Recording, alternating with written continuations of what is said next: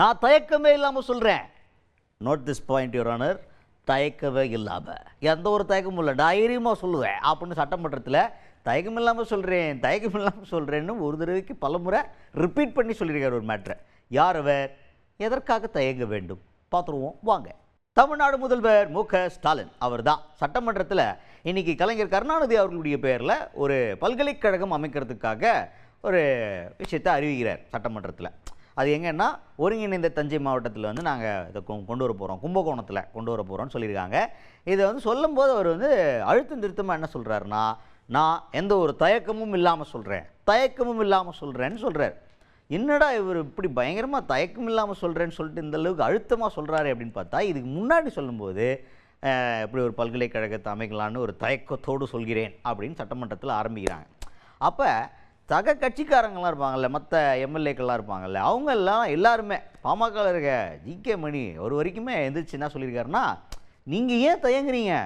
ஒரு உன்னதமான தலைவர், அவருடைய பேரில் ஒரு பல்கலைக்கழகம் அமைக்கிறதுக்கு நீங்கள் ஏன் தயங்கணும் அப்படின்னு சொல்லி எல்லாருமே இதுக்கு வந்து ஆதரவு கொடுத்துருக்குறாங்க, சப்போர்ட் பண்ணியிருக்காங்க. அதனால தான் மறுபடியும் அதை சொல்லும்போது இப்போ நான் தயக்கம் இல்லாமல் சொல்கிறேன் அப்படின்னு சொல்லி ஒரு ஒண்டர்ஃபுல்லான மூமெண்ட் வந்து சட்டமன்றத்தில் இன்றைக்கி நடந்திருக்கு. கல்வியினுடைய வளர்ச்சிக்கு பாடுபட்டிருக்கக்கூடிய பல்வேறு திட்டங்களை உருவாக்கி தந்திருக்கக்கூடிய நம்முடைய தலைவர் கலைஞர் அவர்கள் எல்லோரும் குறிப்பிட்டதைப் போல பல்கலைக்கழகங்களுக்கெல்லாம் ஒரு பல்கலைக்கழகமாக விளங்கிக் கொண்டிருக்கக்கூடிய நம்முடைய முத்தமிழக தலைவர் கலைஞர் அவர்களுக்கு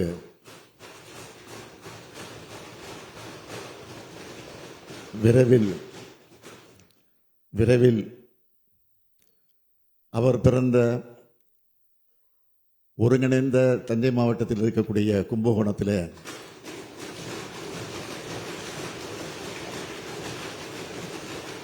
நம்முடைய மாண்புமிகு உறுப்பினர் ஜி.கே. மணி குறிப்பிட்டது போல எந்தவித தயக்கமின்றி நான் அறிவிக்கிறேன், அங்கு கலைஞர் பெயரால் கும்பகோணத்தில் விரைவில் பல்கலைக்கழகம் ஏற்படுத்தப்படும் என்ற உறுதியான செய்தியை மீண்டும் சொல்லுகிறேன்.